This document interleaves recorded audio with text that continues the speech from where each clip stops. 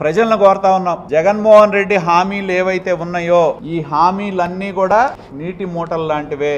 అడుగు అడుగున ప్రజల్ని మోసం చేశారు, దగా చేశారు.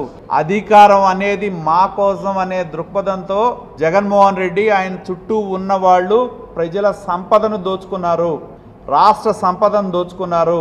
ఆయన తండ్రి ముఖ్యమంత్రిగా ఉన్న కాలంలో తండ్రి అధికారాన్ని అడ్డం పెట్టుకుని 43,000 కోట్ల ప్రజా సంపద దోపిడీ చేస్తే ఇవాళ మళ్ళీ ప్రజల పేరు మీద అధికారంలోకి వచ్చి ప్రభుత్వాన్ని అడ్డం పెట్టుకుని ముఖ్యమంత్రిని పదవిని అడ్డం పెట్టుకుని ఇసుక దగ్గర నుంచి మద్యం దగ్గర నుంచి ప్రతి ఒక్క దానిలో కూడా 1,000 కోట్ల రూపాయలు దోపిడీ చేసింది. చివరికి తిరుపతి వెంకటేశ్వర స్వామి సాక్షిగా కూడా దోపిడీ చేస్తున్నారు. చివరికి ఎలా తయారైందంటే మమ్మల్ని సాధించడం అయిపోయింది, ప్రజలను సాధించడం అయిపోయింది. నిన్న మొన్న చూసాం, వైకాపా పార్టీ ఎమ్మెల్యేలు పిఎల్ ఆత్మహత్యలు చేసుకుంటున్నారు, సాక్షి విలేకరులు ఆత్మహత్యలు చేసుకుంటున్నారు వీళ్ళ వేధింపులు భరించలేక.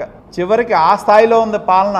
ఆంధ్రప్రదేశ్ నెంబర్ 1 దేనిలో అంటే రైతుల రుణభారంలో ఆంధ్రప్రదేశ్ నెంబర్ 1, ఆత్మహత్యల్లో నెంబర్ 1, మహిళల మీద లైంగిక వేధింపుల్లో నెంబర్ 1, మహిళల మీద అత్యాచారాల్లో నెంబర్ 1, నిరుద్యోగంలో నెంబర్ 1, గంజాయిలో నెంబర్ 1, పేకాట్లో నెంబర్ 1. ఇది మన ఆంధ్రప్రదేశ్ యొక్క ప్రగతి జగన్మోహన్ రెడ్డి ముఖ్యమంత్రి అయిన తర్వాత.